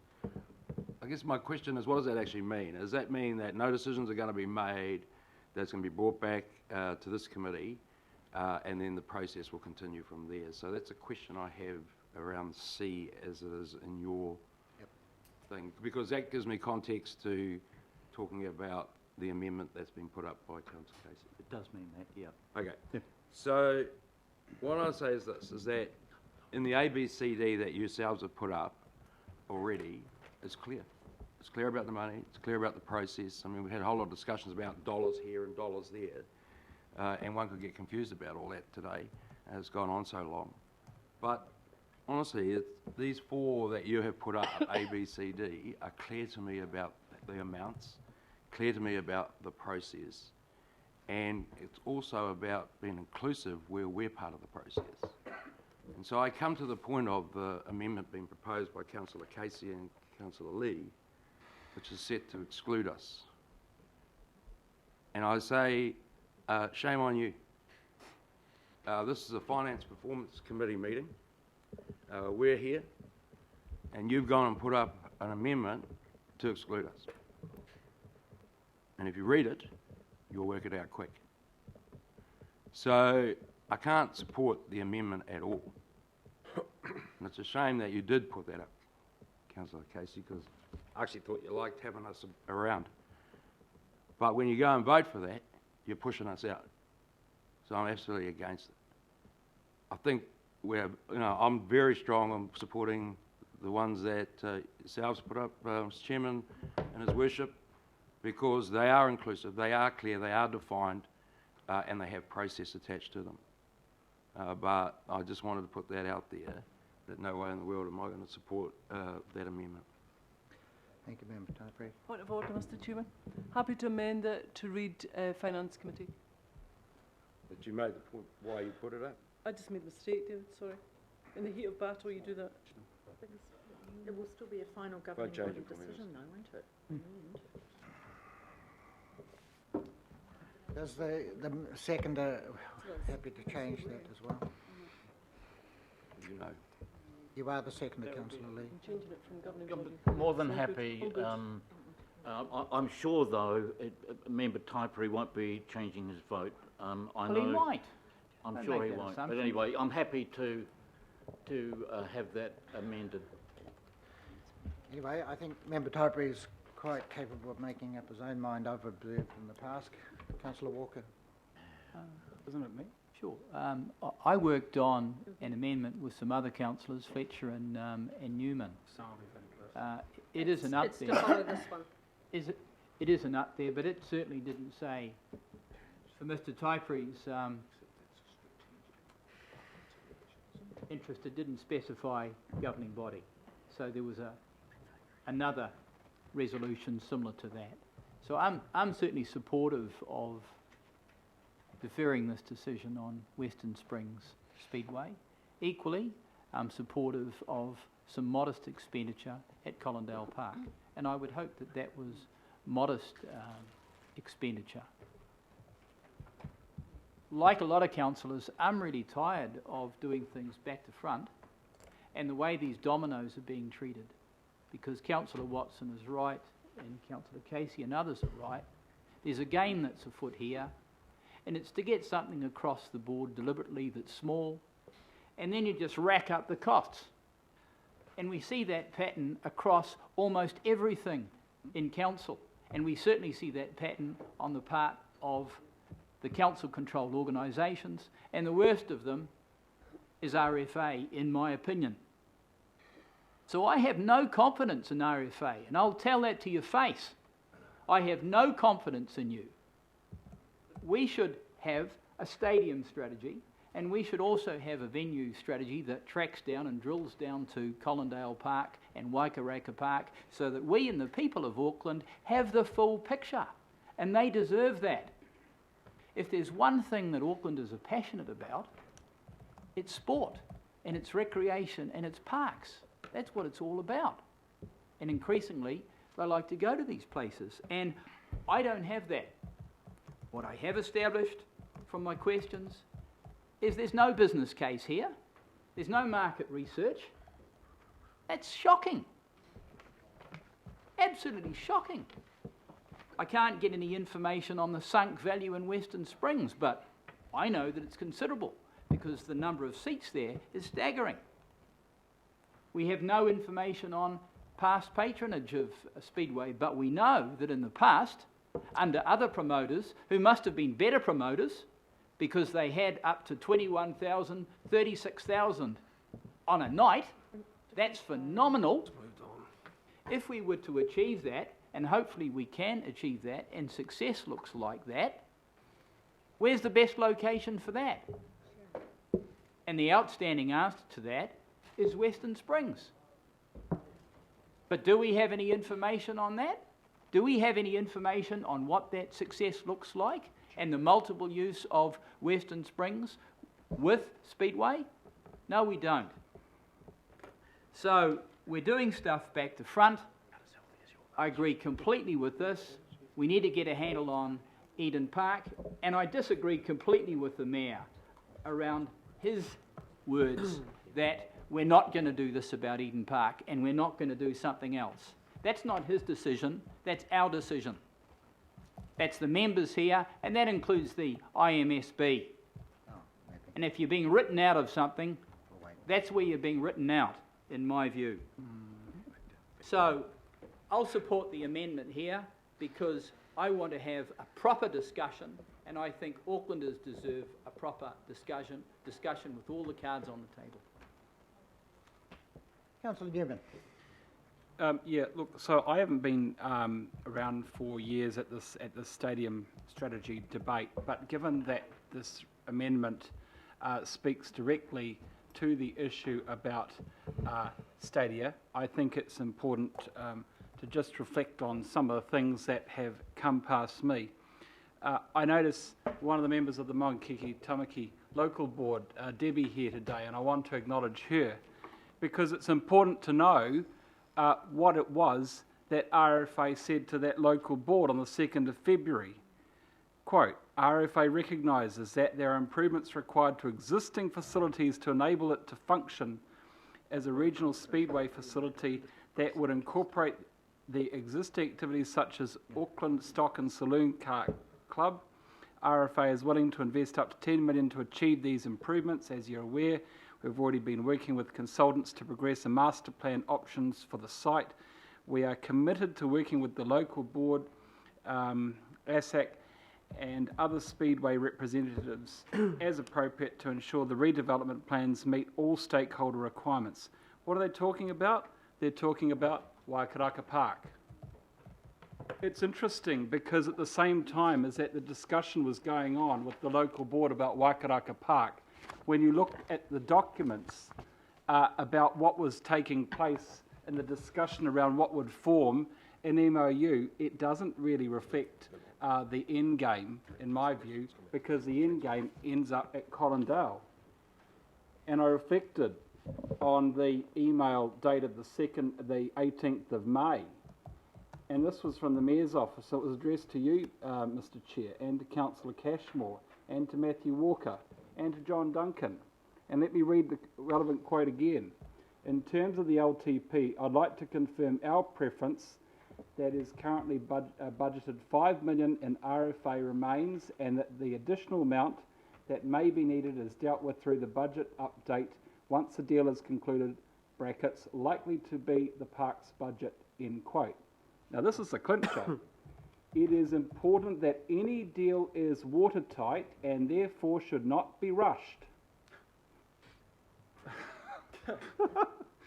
You know, then we came to the 19th of June discussion, the Finance and Performance Committee, Mr. Chair. You were chairing it, and I agreed with the Mayor at the time when he said the bottom line was $10 million and it could go up to 12 and 12.5, 13. As the Chair of the Finance Committee has properly pointed out, that was roughly the same amount of money as we're talking about for Waikaraka, so this isn't new. Well, Mr. Chair, a number of us had real concerns and made a number of assumptions trying to make inquiries at the time, and have continued to do so, about what the actual cost would be. I raised the issue of transport costs, Mr. Chair, because I don't think that the full cost has actually been formally addressed yet. This is what you said in response, quote, just to be quite aware that the Deputy Mayor and myself were aware of that as an issue, and that was discussed as one of the imponderables that we would need to delve into to see what was feasible, what's costed, etc., etc. And then, of course, we've had this cascade of reports coming down and the numbers are changing daily. It's just amazing trying to keep up with this. You know, last week, the reason why I asked about RFA and whether they'd be available because of the quarterly report, I read the quarterly report last week from RFA. This is what it said. Western Springs Renewals said, this work is in preliminary design and peer reviews of cost estimates are currently in progress and will form RFA's budget request for funding for the development of a national cricket ground as part of the annual plan 2019-20 process. I share your concern, Councillor Casey. This has been a moving feast. Now, I am prepared to support the landlord works at Colindale Park A and B, but I do so very concerned about the opportunity costs that will be paid for that. Because, as B points out, agree an additional capital budget of up to 8.9 million for the wider parks facilities enabling landlord works at Colindale Park, subject to the 1920 annual plan process. Make no mistake, we agree the process, we agree what we're going to do here today, and then we're going to figure out how we're going to pay for it. Yep. And I suspect we're going to be figuring out how to pay for something that has been lowballed. I don't like that. Could use some of the church rates if we hadn't got rid of that. It's my turn to speak, thanks. Let's not Apologies. go there. That's not appropriate. I apologise. Thank you, Councillor Cooper. Mr. Chair, the final thing that I want to say is that it would give me hives if I have to continue to listen to people talking about the poor old Otara Papatoetoe local board. Give me a break. I mean, that local board has been having to fund the regional work and debt fund that for the last couple of years. The poorest kids in the region are having to fund that because they pay the opportunity cost, because that local board has had to fund the debt cost, and it meant that they haven't been able to do other things. No one was overly concerned about that when the decision was taken. Actually, the most recent concern that I had expressed around here was actually splitting that ward. Well, I have some real concern about how this project is going to be funded, because actually... Over 6 minutes, Councillor. Well, someone might want to give me an extension. Second. Thank you, Your Worship. Mr. Chair, I won't take too much longer. but actually if you have real concern for the Otara Papatoetoe local board, and actually they'll benefit from some of the changes in relation to church rating today, go and figure out a way to support their multi-sport. That would be a very good use of one's time rather than declaring concern for the kids out in Otara and Papatoetoe. So, Mr. Chair, I am happy to support C because I do think this is a useful discussion, and I'm happy to have it at any forum that includes my friends from the IMSB. Yes, bring our IMSB friends on. You won't get any vote from them. Can we vote yet? Let's vote. Oh, no, there's lots of people here. I feel as though... Would anyone be I'm not going to upset say if we that. vote? That would inflame Vote. things. Councillor Lee. Thank you, Mr. Chairman. I just want to talk about process, if I could. This morning we saw the results or the outcome of poor process, and I'm referring to the reversal the council had to make in regard to the major rates increases over land for religious purposes. We had to reverse our position because the Local Government Act requires that land, and it's a long-standing piece of law that there is an exemption for types of land like that. We've had to reverse our position because we didn't consult properly as we are meant to under the Local Government Act. And I want to talk just briefly about the Local Government Act 2002. It wasn't invented really in 2002. It was based on years of local government experience and case law, and not just on the many worthy submissions at that time. And one of the key aspects of the Local Government Act is decision making. And Parliament was obviously concerned to ensure that the quality of decision making in local governments was prudent and took the public along with it. And that's why from section 76 to 81 there are clauses on decisions, decision making, requirements in relation to decisions, community views in relation to decisions, compliance with procedures in relation to decisions, identification of inconsistent decisions, contribution to decisions by Maori, and that goes straight on to principles of consultation, which I referred to earlier. It seems to me that this organisation is so big that it really needs contestable advice when we're making decisions. We're not getting that. The Local Government Act is a sort of a rule book, and we're only paying lip service to it, and we do that at our peril. That's really going to get us into difficulties. Coming from another level, if there's no one in the room to remind us of the Local Government Act and taking a precautionary approach, I would have thought, and I'm sure the general public would have confidence or be reassured that the Auckland Investment Office was on the case. Now that would sound like there's prudent, considered, contestable advice about investing money.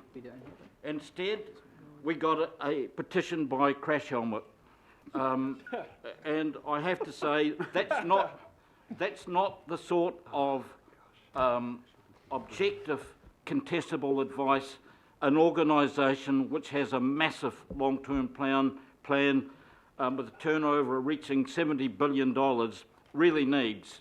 We need better advice than that, and unfortunately we're not getting it, and we're not even getting answers to questions. Now, there has been a rush on this, so I'm willing to wait until we can get answers to the questions that the officers were unable to answer. They were unable to answer because the research hasn't been done, and we need that advice if we're to make a prudent decision under the Local Government Act. Councillor Casey and myself are quite happy to, and I think everyone in the room is quite happy to compromise on the landlord expenditure. It's a wee bit late, wake up landlord, but better late than never. I do wonder though about when are we going to get some extra money for regional parks in the Auckland Domain, or even a few thousand for Browns Island, but we can discuss that later. But what I'm concerned about is what's behind this bad process is bad politics. And I agree with councillor good people of that area, but it's about Speedway. And as councillor Watson pointed out, it's not even really about Speedway. I get the impression that RFA doesn't really care much about Speedway at all. They want them out of the way. So this is all about getting Speedway out of Western Springs, to Colindale Park, to anywhere, get them out of the way, and to rip out a key tenant, a keystone tenant of Eden Park, and thereby destroy value in the public investment from ratepayers and taxpayers that has gone into Eden Park. Hear, hear. I do not call that responsible decision making. It's not integrated decision making. It's not decision making as we're required to make it under the Local Government Act, and it can only lead to public opprobrium and financial problems. And I make a plea, let's have this discussion after we get all the information, as we are obliged to if we are acting responsibly and lawfully, and then make our decision. Thank you. Thank you. Councillor Stewart. Thank you. Yes, I totally agree with everything that Councillor Lee just said. And I'd just like to remind everybody that if Councillor Quacks was sitting here, I know that he would be voting the same way as what I'm going to be voting today, and that I'm not going to be supporting the Speedway going out to Colindale for a number of reasons. Yes, I was a councillor back in Manukau, and one of the things that concerned me and a number of councillors out there at the time was the traffic congestion. And in fact, we just the other day, we had a workshop with RFA, and we were talking about the stadiums and different things. I won't go into everything. But one of the things that I did mention, and I think I'm probably okay to say, is I was concerned with traffic congestion out at the airport. You only have to have one car accident, and it could be 2 to 3 hours delay, people missing their flights. It's a very strategic place. Auckland International Airport is one of the most strategic places that we have in Auckland, along with the ports of Auckland, very strategic. And I think we need to go out there and we need to talk to the people, and we need to find out, are they prepared to have 1 or 2 car accidents and to be held up and to miss their flights for their holidays that they've planned for many, many years? We've been listening to the people from Speedway. I've been talking to a lot of people with Speedway, and yes, there's some want it out there and some don't want it out there, but I think if they had all the information and they really thought about it, you know, if the Speedway is going to be as successful as what some of the people are saying that it's going to be if it moves out to Colindale, I did ask a question, and I said, well, how many spectator cars are we going to probably have out there? And we were told it could be up to about 8,000 cars. Now, I'll tell you what. I don't think that was correct. I think anybody catching a flight 2,500 needs to know when Speedway is going to be on, because I tell you what, they will have to leave 5 or 6 hours early to make sure they don't miss their flight. Thank you. Councillor Fletcher. Well, thank you, Mr. Chairman. My late grandmother used to say, act in haste and repent at leisure. And today is very much about trying to get a grip on this whole issue. I've got to first up challenge Councillor Cooper, because I've been here since 2010 and I really regret that we don't have a Hansard, given the extreme importance of some of the decisions that we take. I think a Hansard would be a really useful reference for people's memories in this place, because I can tell you, because I have wanted to have it, there has not been a debate on Eden Park, RFA and the Stadia strategy. We have had workshop after workshop on different parts to it, and there has been a lot of friction, but not once has there been open, transparent process at any committee on this one. And I really would like the record to be clear on that, because behind the sentiments here, and I'm going to be happy to defer to Councillor Lee and Councillor Casey on this one. I will read you the amendment that I did have, and it's very similar. Defer the decision of the relocation of Speedway events from Western Springs to Collindale Park until such time as the wider venue strategy of RFA be agreed, along with the financial considerations and future of Eden Park. Now, I think that that is a perfectly reasonable request. You've heard arguments both ways, and we've all had so much information. I actually took the trouble to write to Mr. Smith, who is the chair of Auckland Cricket, the other day, and I got a letter back from him on the 16th of November confirming to me that the official position of Auckland Cricket is that they choose to remain at Eden Park, but they want to think about what might happen in 20 years' time. I feel like Alice in Wonderland at times, because things just keep getting stranger and stranger. We receive information from this source and then we receive it from another source, and somehow or another I would like us to rise above that. Aucklanders expect better of us. Aucklanders are looking for leadership from us. They are looking to us to actually start acting like a group of governors. We do not need to be led by the nose by officers who are only being asked to report on small components to things.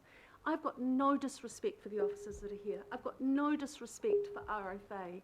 We have never briefed them properly. The accountability rests with us.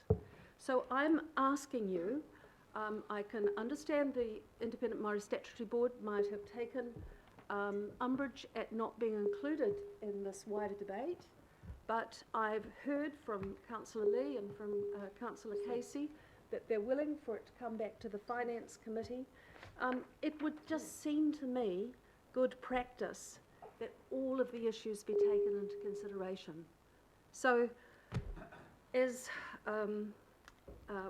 I don't know that I'm going to influence those of you who feel, I'm sorry, it is very, I agree with Councillor Hulse, it's very distracting, the amplification of our voices in the chamber at the moment. But we've heard from fine people like Danny Lendich today. This is not something he's got vested self-interest in. He's not asking for a 10 by 10 by 10 lease. He's asking for a contestable process. He's asking for good quality decision making by Auckland councillors and the IMSB. He's looking to the future.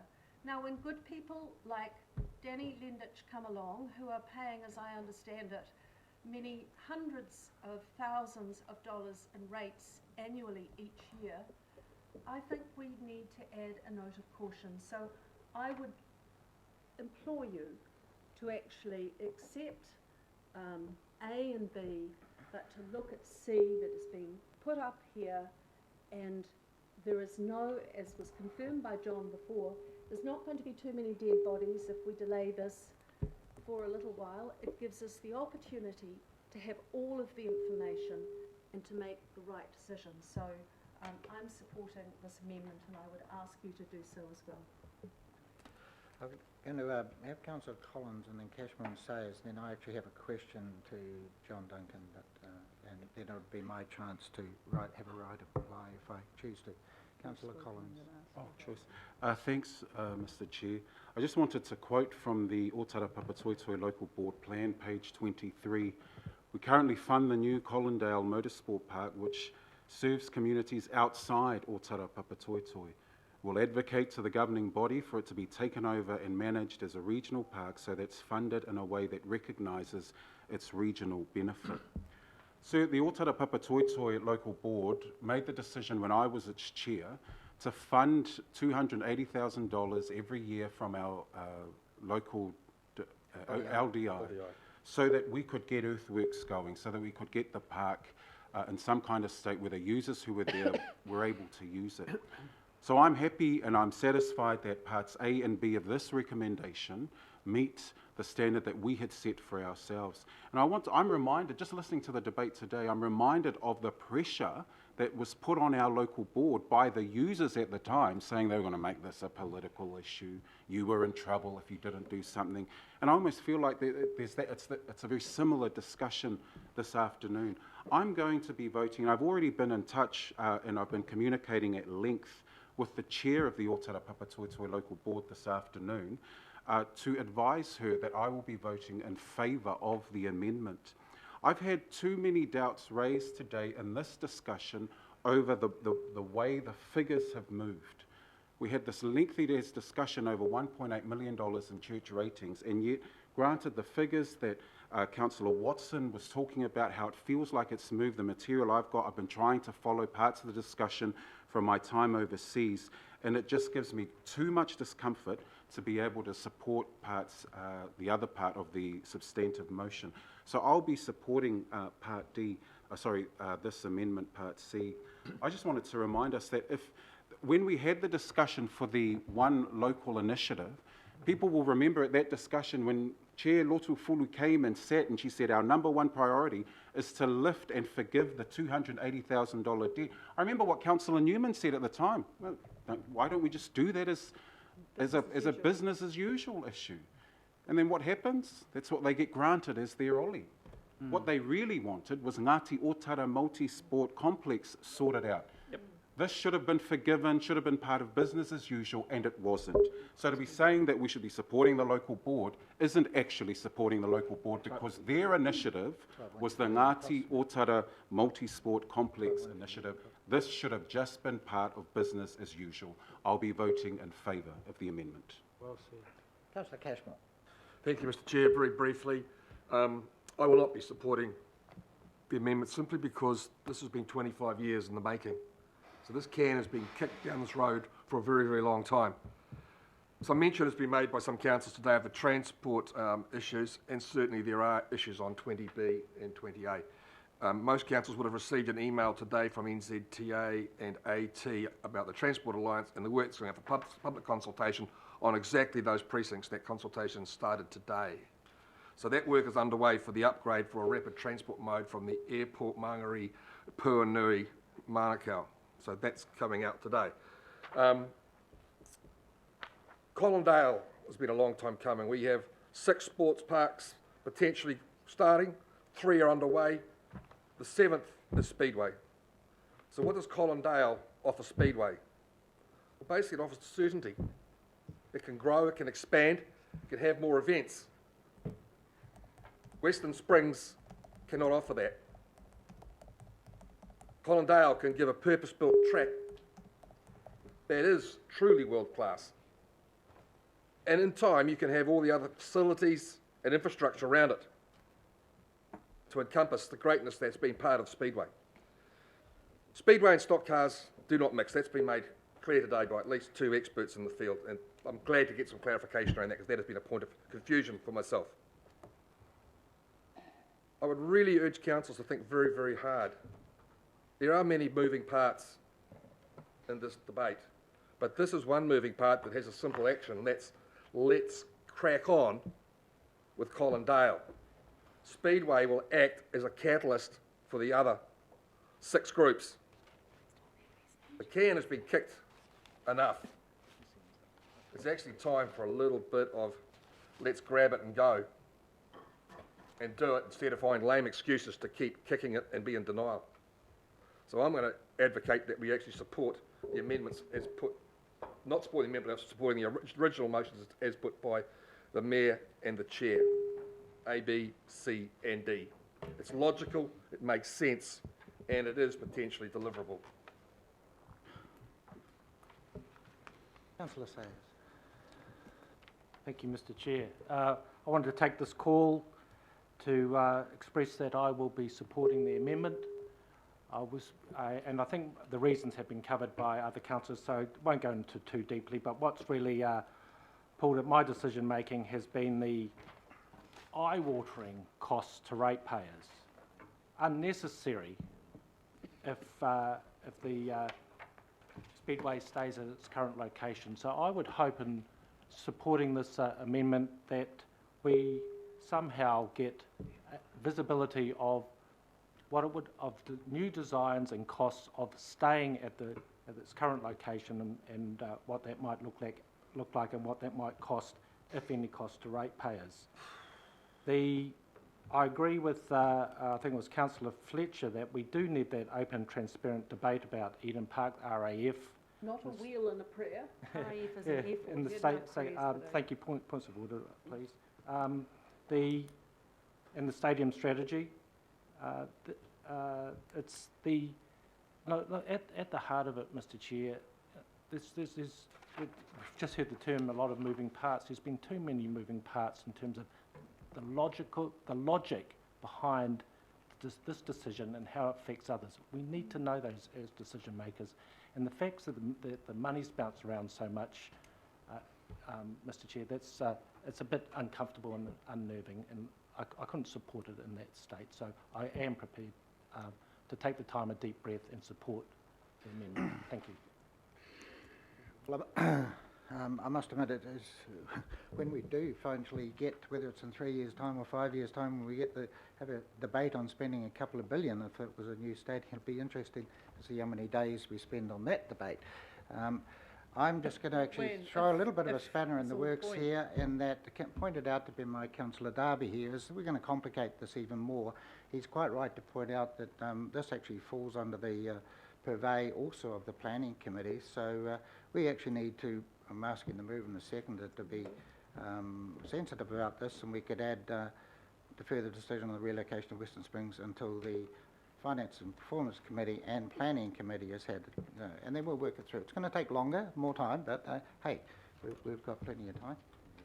So I'm suggesting that to the mover and the seconder because I'm looking at the responsibilities of the Planning Committee, and it quite clearly says RFA and in brackets Stadia.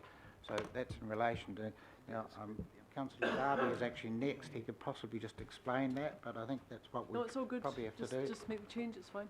Yeah, Darby. I'd just add also, like, there's been a scurrying to try and fit people in, and I agree that we include our independent Māori statutory board members, but it is also the purview of the governing body.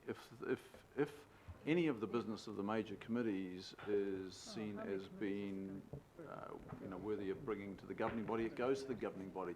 So the strategic consideration should be either at the planning or the governing body. Any financial implications are at the finance committee. That's how the terms of reference are written, and we've all signed up to that. But having said that, Mr. Chair, I won't be repeating the arguments put by Mayor Goff and the Deputy Mayor and some others. I still will not be supporting this motion. I think, as the Deputy Mayor said, this is quite a deliberate kicking the can down the road, making a lot of noise as that can rumbles down the road. There's been quite a percussion set marching across the stage here today. There's been a cacophony of noise, but I have not really seen any arguments that have come to the table to try and resolve this. It's almost like it's to prolong the problem, and prolonging this problem is costing us immensely, absolutely immensely. And I urge councillors to come with a solution that is going to stop this mortgage, this massive mortgage that we are experiencing at the moment. Our ratepayers are hurting because we are not sorting the stadia issues out. And this is a very real evidence-based attempt to sort those issues out, and we kick the can down the road and bang the drums. It ain't creating anything other than noise. Right, well, cliches. I'm going to comment just briefly and then Councillor Casey can... There's no right of reply for an amendment, Mr Chairman, under standing orders? Fine, all fine. Okay, well, I'm going to make a comment. I'm not going to support this because it is what it is. It's just deferring it and kicking the can down the road. Really, I mean, what worries me most is Speedway ain't going to come out a winner on this one. They've got 6 more months to run. Yep. They're on their last season. At the end of March, Speedway is finished. We can There turn is that no, around at the well, drop you of a can, hat. you can, in the future, look at directing RFA if you so choose. Ooh, it's a big ask to make a directive to them, and that's what I'm going to do. And I'd be interested to see what would be the reaction of the RFA board. But that's our call. But I am really concerned here with this delay and I'm just emphasising again, Speedway does not have an extension for another year until 2020 unless we keep this moving on. At the moment, they've got this season and then that's it. Now, with all the goodwill in the, and Mr. Lendich is still here, and thank you for staying for the whole time, all trying to do the right thing, but the loser here could well be Speedway, full stop. And if there's a break for a year or two where there's no Speedway, maybe Mr. Clarkson is going to get very smart down in the Mount Maunganui, if that's where it's run, I don't know. And, that becomes the centre for Speedway. I don't know, but there is a danger here that Speedway in Auckland could possibly really get damaged. So that's my point. Member, Councillor Philip. Thank you, Your Worship. Democracy, what a beautiful word. This is why democracy allows me to vote against my fellow councillor in the Manuka ward, which is exactly what I'll be doing. And the reason I'm doing this is that I'm going to speak to the amendment only, because depending on how we get on with this amendment, we then go to A and B, and I'll be speaking on A and B. So I'm only speaking to the amendment. We are going to wait a few more years. I guarantee it won't take us long. That it'll take another 2 or 3 years, and Western Springs will be waiting out on the road. Our Speedway people will be waiting on the road, waiting for a decision from Auckland Council, because they're is it venue to hire or venue to... Venue hire agreement. There you go, see? Venue hire agreement will be gone. No, they can roll And it they will, 1 year. And Wayne, let me finish. Let me finish. Thank you so much for your input. Please sit down. Let me finish. So, if it doesn't roll over, guess what happens? They will be outside waiting for Auckland Council to make a decision. Well, I'm prepared to make a decision, and I have done in many of the issues that we've had. I am not going to support this because this is going to take at least 3, maybe 4 years. I guarantee it. Guarantee it. And Western Springs Speedway are going to be out in the cold and not having a place to go. And at least from my perspective, I can then look at each of the councillors around here that will vote for this amendment and say, told you so. Like the Warriors. Told you so. Yeah. Like the Warriors. Yeah. And guess what happened there? Oh, yeah. And guess who's talking now? We turned it I around. am. We John, turned it I'm around. Councillor talking. Walker, Wayne, would you I'm please- talking. So just let me finish. Don't be rude. So, for me, we have a look at Eden Park. We know what's going to happen with Eden Park. Yes, we do. We won't be doing anything. I know what's going to happen. Nothing's going to happen in 10 years. That's what's going to happen. Nothing's going to happen in 10 years. That's a given, because we've all been told that. So nothing's going to happen. Who's been told that? Kathy, I'm speaking, and I think you were on holiday when they told us. So, from my perspective, this is why I will not be voting for this, because it is Speedway that I'm thinking about, believe it or not. 2003, we discussed the Collindale Park in 2003. And we said, look, we need to have a look. And we had a look at 57 hectares at the time in 2003. 2006, concept was initiated after workshops, and we ended up going out in 2009 for expression of interest to our community in 2009. And it's already been said, but in 2010, our Policy and Activities Committee approved in principle a concept plan including provision for a possible speedway circuit. And that was way back in 2010. What we were looking at that is 2003. Because of the issues that Speedway was having at Western Springs. And I'm thinking about Western Springs here, and I'm thinking about really more about Speedway and them relocating. You know, I've got no issues in regards to A and B, which I will be talking about very soon, once we end up voting on this. But, you know, some councillors around this table haven't been here that long. And, it'll be a good idea if you don't know all the information to abstain. But that's up to the councillors around this table, for those that haven't been here that long. So, in regards to this particular amendment, I will not be supporting it, because I'm hoping that Speedway, if they're not on the side of the road waiting for Auckland Council to make a decision, that they will end up going through to Collindale Motorsport Park.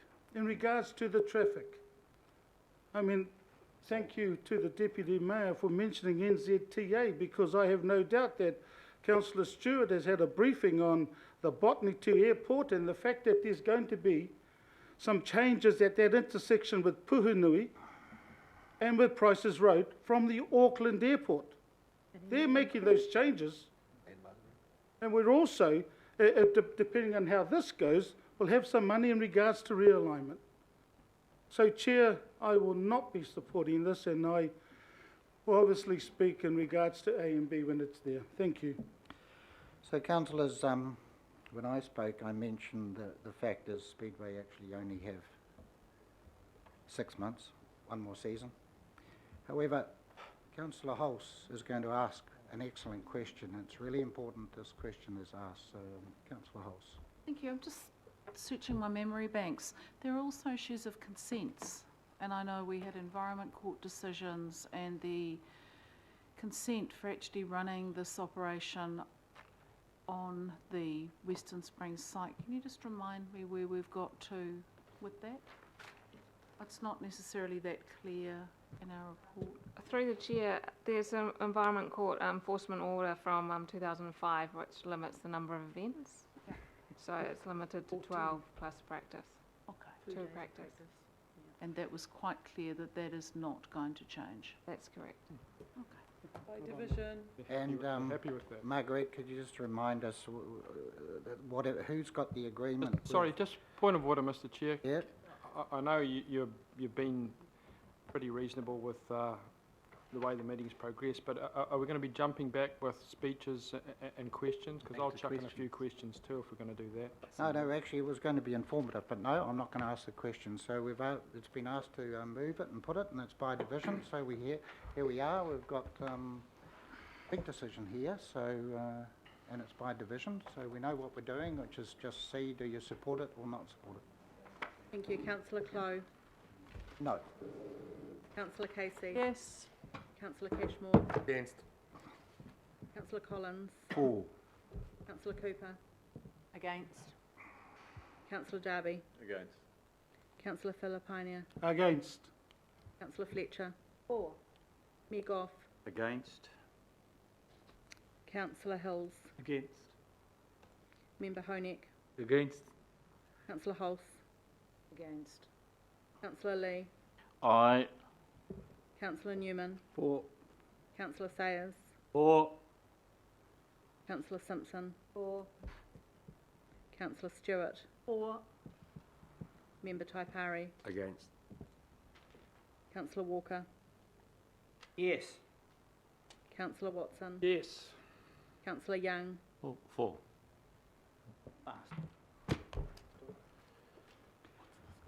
Well, there you have it. Right, so C becomes part of the substantive motion. Right, well, let's start the, are there any more questions relating to A, B and the new C, or can we just move straight to comments? May I ask a question around C? Yeah. In terms of where you say finance and performance and planning committee, how's that? Are they two separate meetings, or and one could rule over the other, or? No, because, sorry, Councillor Darby, do you want to answer that question from your point of view?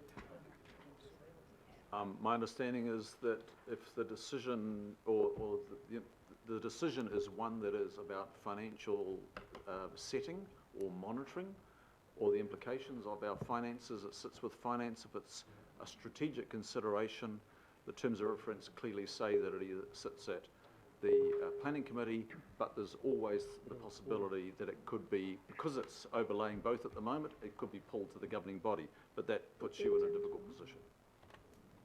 Oh, well, yeah, exactly.